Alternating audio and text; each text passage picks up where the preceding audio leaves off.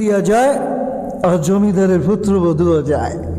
একজন সামনের দিক যাইতেছে আর একজন সামনের দিক থেকে আসতেছে। তো দুইজনের ক্রসিং এর সময় ভিক্ষুকের পায়ের কাদা জমিদারের পুত্রবধূর গায়ে লেগে গেছে। সে দুনিয়া আন্দার করে ফেলছে, স্বামীকে ডাইকে নিয়ে আসছে যে ভিক্ষুক আমার কাপড় নষ্ট করে দিছে। সে শুধু ভিক্ষুক ছিল না, বৃদ্ধ ছিল। সে শুধু বৃদ্ধ ছিল না, সে শুধু জীর্ণ ছিল, শীর্ণ ছিল। শরীরে কাপড় ছিল না, ফাটা চিরা কাপড় ছিল। পায়ে জুতো ছিল না, পেটে ভাত ছিল না। জমিদারের পুত্র প্রতিশোধ নেওয়ার জন্য চলে আসছে।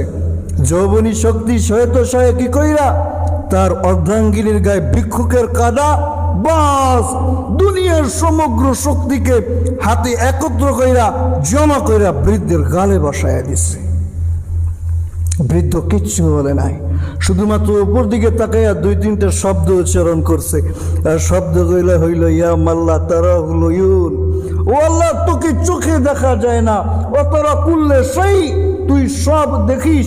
ফরা তারাকটাও মা বি, আমার সাথে কি ঘটতেছে এটা কি তুই দেখিস না? এতটুকু বলতে দেরি, যুবক মরতে দেরি হয় নাই। যুবক মরতে দেরি হয় নাই।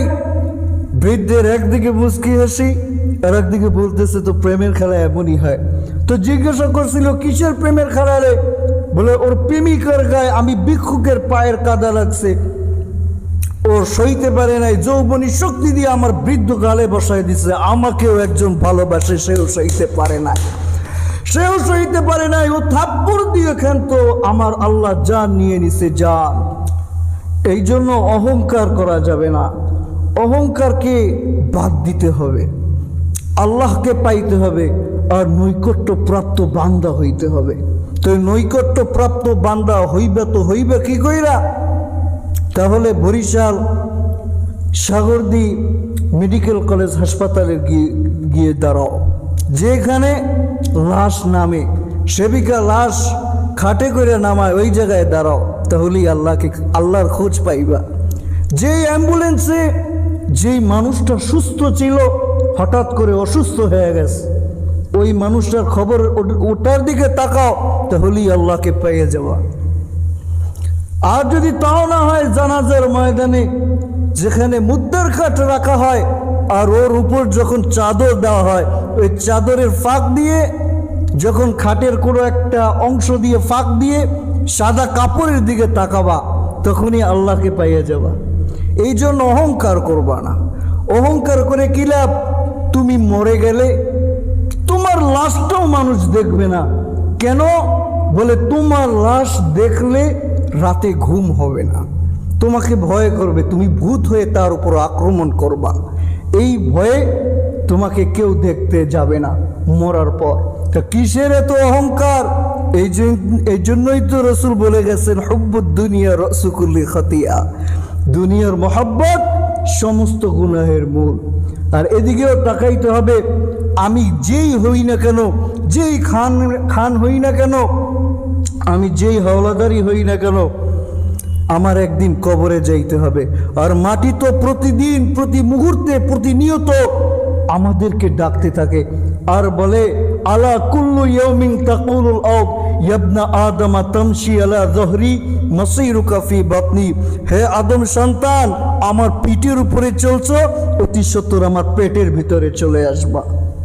এরপর বলে তাদহাকু আলা যহরি ফাতাবকি ফি বাতনি, আমার পিঠের উপরে বসে হাসছো, অতি সত্বর আমার পেটের ভিতরে এসে কাঁদবা। তৃতীয় নম্বরে বলে তাসুরু আলা যহরি সাতাহজুনু ফি বাতনি, আমার পিঠের উপরে বসে আনন্দ ফুর্তি করছো, তাই না? আনন্দ ফুর্তি করছো, অতি সত্বর আমার পেটের ভিতরে আসো, নিতান্ত পেরেশানির ভিতরে পড়ে যাইবা। এরপর চতুর্থ অংশে বলে তাকুলুকাল আলওয়ানু আলা যহরি ফাতাকুলুকা দুউ ফি বাতনি, আমার পিঠের উপরে তোমাকে হাসি, রং তামাশা, আনন্দ ফুর্তি সবকিছু তোমাকে গিলে খেয়ে ফেলেছে, অতি সত্বর আমার পেটের ভিতরে আসো। ভয়ঙ্কর অন্ধকার আর পোকামাকড় তোমাকে গিলে খাবে।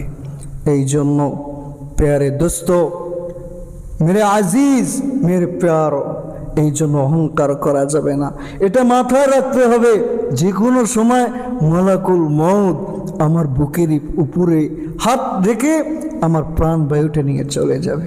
আল্লাহ তাআলা আমাদের সকলকে বোঝার তৌফিক দান করুক। ওমা আলাইনা ইল্লাল বালাগ।